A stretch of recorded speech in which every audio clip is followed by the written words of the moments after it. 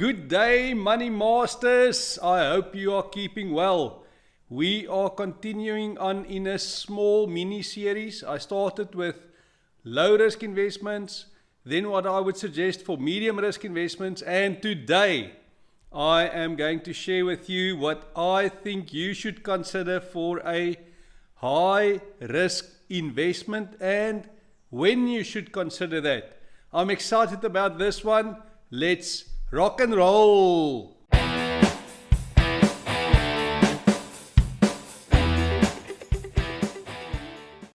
Okay, Money Masters, we are talking high risk investments today. Where did all this come from?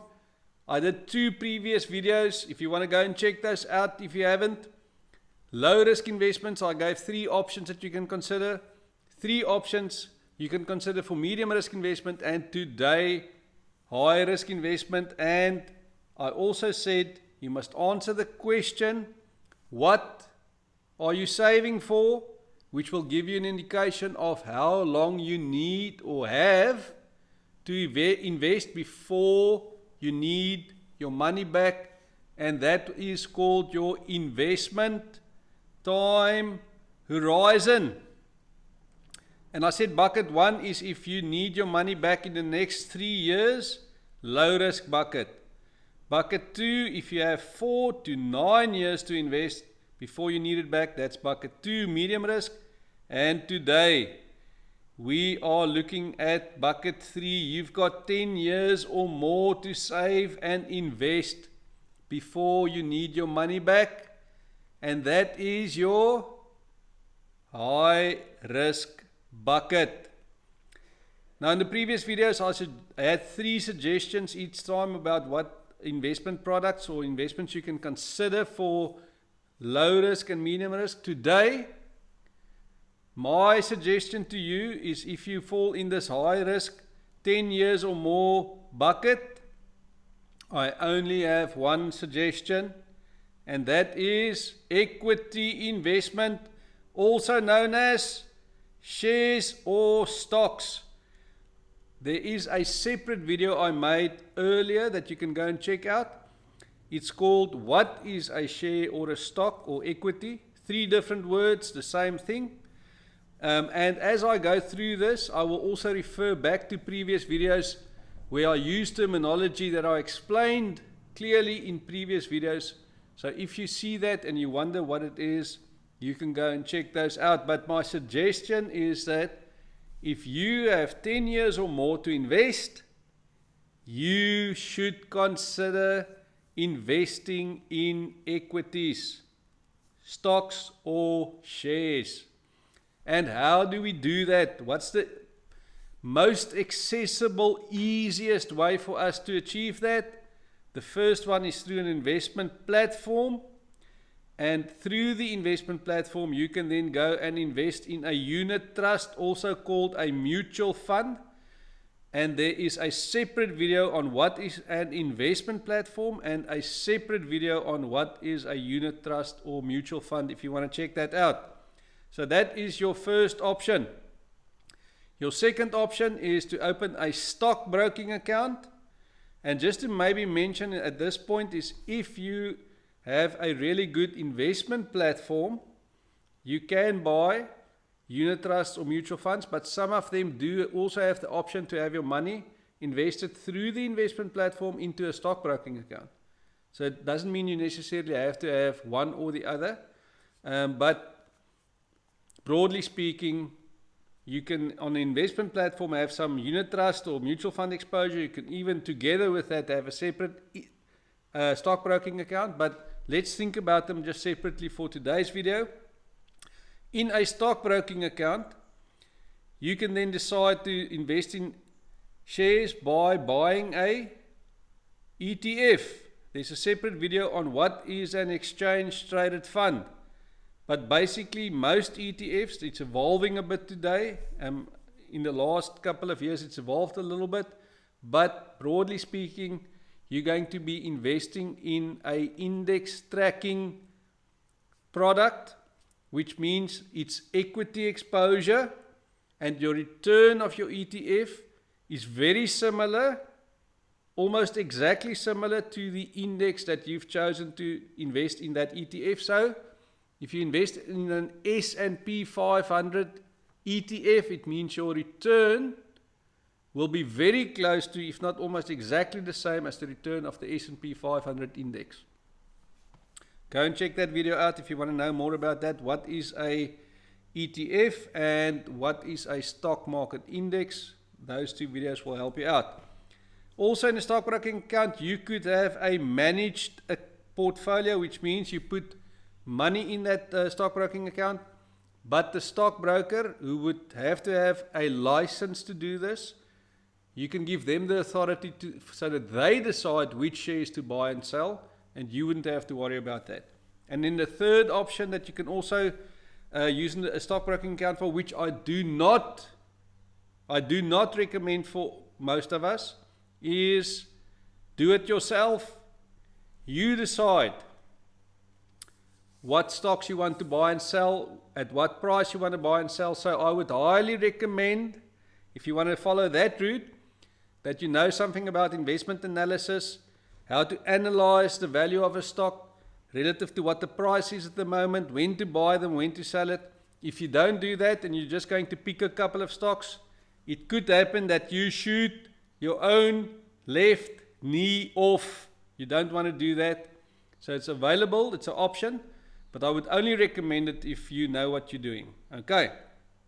Now, what can you expect from your stock portfolio, your share or equity portfolio, if you are a longer term investor that can take higher risk? You can expect a return of inflation plus 6 to 7%. So just a recap, we want our money to work for us. We want to receive a return in excess of inflation, and equity investment is one of the best ways to achieve this.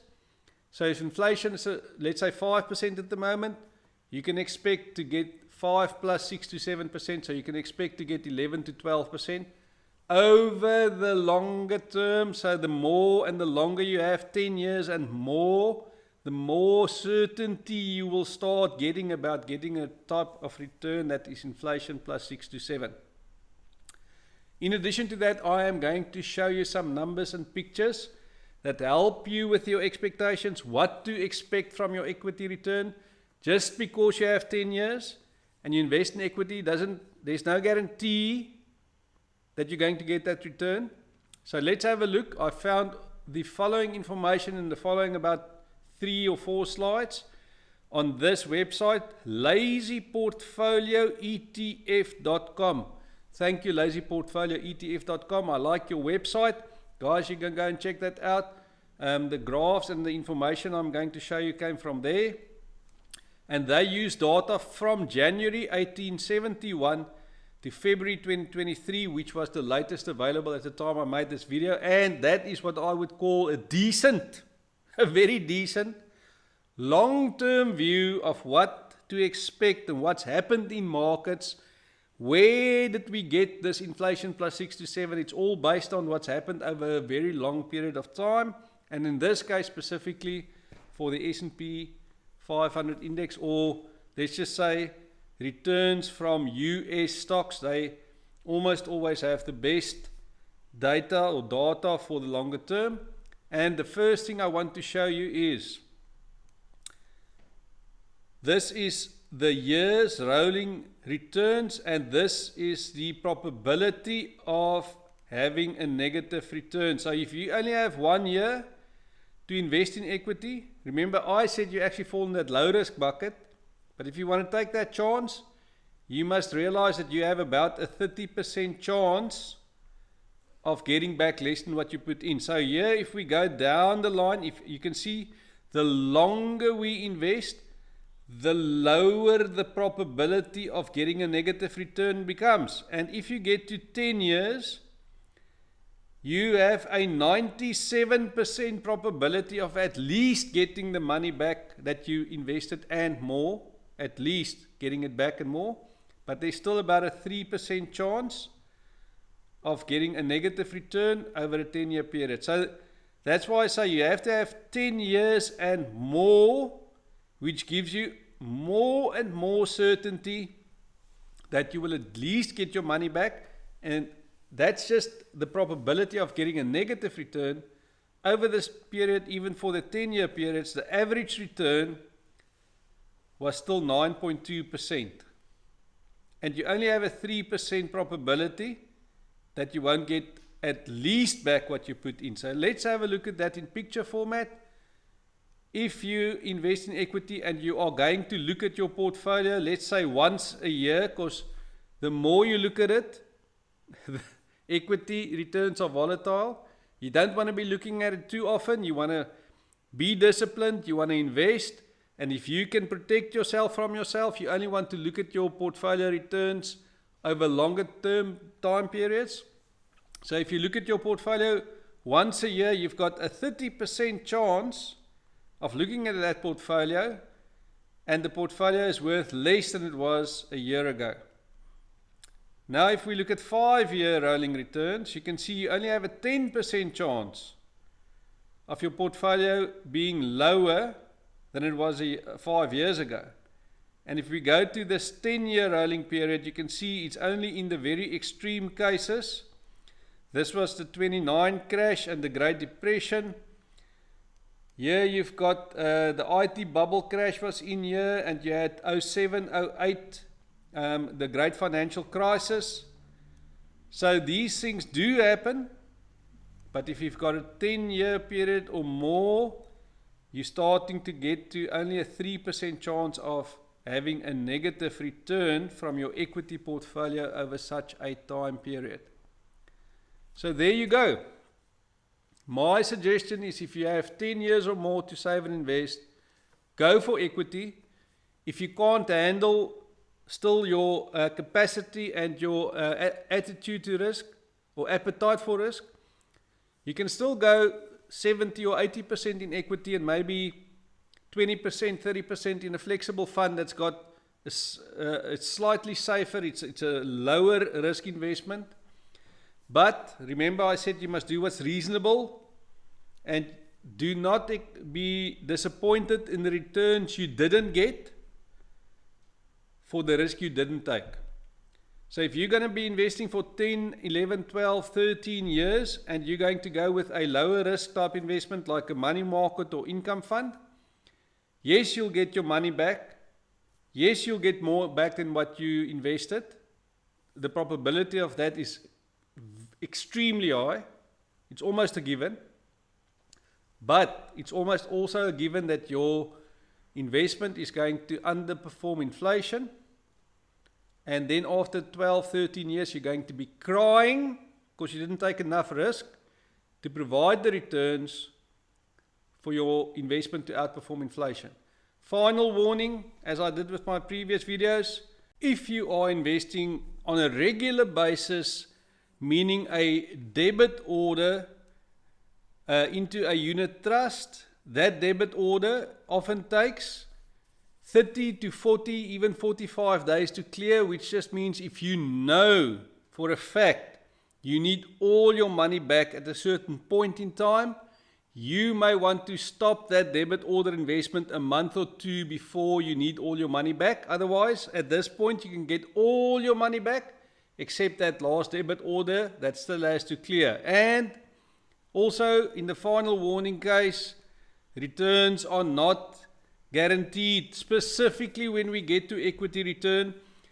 As I said, it is a great way to outperform inflation, to grow your wealth, specifically if you have the right investment time horizon, but nothing is guaranteed. Okay, thanks for sticking with me to the end of this high-risk video. I hope it helped you. Remember, if it did help you, you are welcome to smash that like button. You can also follow me on Twitter at MoneyMasterSJ on Twitter, and wherever you see this icon, you can subscribe to the channel. Thank you for today, you legends. I will see you in the next video. Cheers.